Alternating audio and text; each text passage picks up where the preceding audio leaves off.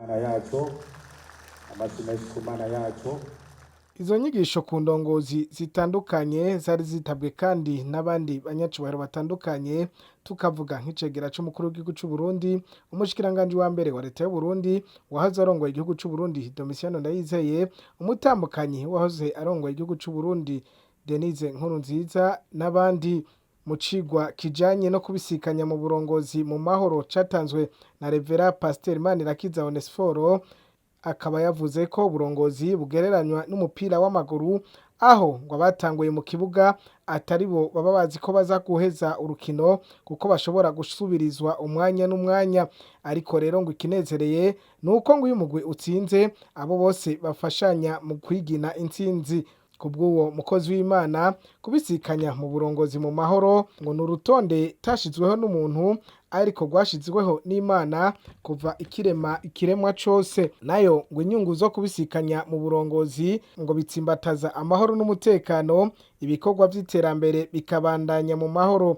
Ati gusubirizwa mu mabanga bishobora kuba intango nziza yo kuroranirwa mu buzima. Akaba yahamagariye indongozi kwama zitegura kubisikanya mu mahoro n'umutekano, ngo bategure kuzoba inararibonye mu gutegura gusiga iragi ry'abazobasubirira. Mu nyigisho yatanze umukuru w'igihugu c'u Burundi Evariste Ndayishimiye, yakaba yasavye indongozi kwama zizirikana ko na ntaryo iyo zigiye mu mabanga zishobora gusubirizwa. Indongozi rero ngo itegerezwa kumenya ko iba igiye kwikorera umutwaro w'abenegihugu. Umukuru w'igihugu c'u Burundi akaba yavuze ko ari vyiza iyo umuntu ari mu mabanga runaka ko agira ico asiga akoze aho hantu bazokwama bamwibukirako. Ni vyiza kuva ahantu ufise ico uvuga bakwemera ko wakoze.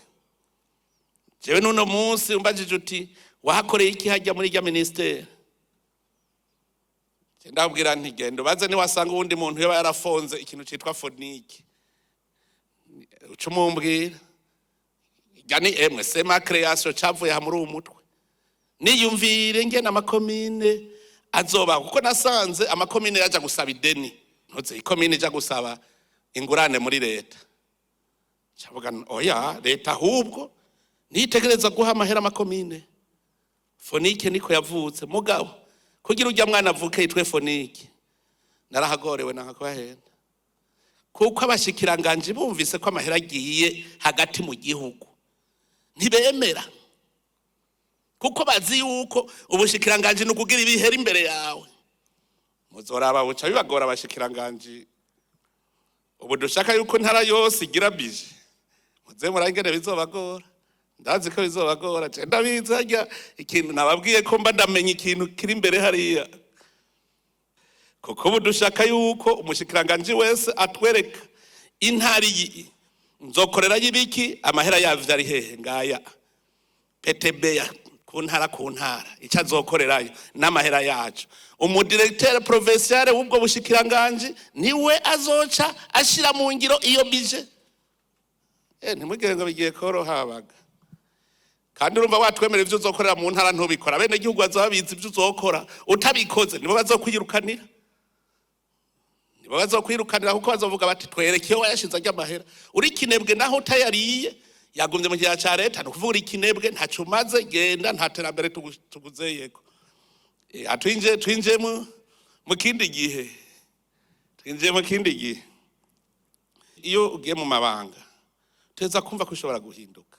Mukamenya ko izo nyigisho zari zijanye no kuzirikana igihugu, zikaba zaronkejwe indongozi zitandukanye, zikaba ngo zari gutangwa kuwa 8 Ruheshi, ariko mukuru w'igihugu akaba yari yafatiriwe n'ayandi mabanga. Ku mugwa mukuru wa politike Innocent ho kubwayo, kubw'insamirizi n'imbonesha kure ijwi ry'ubuntu n'ivyizigiro. Mukama duhezagire ku izina rya Data n'irya Mwana n'irya Mutima Mweranda.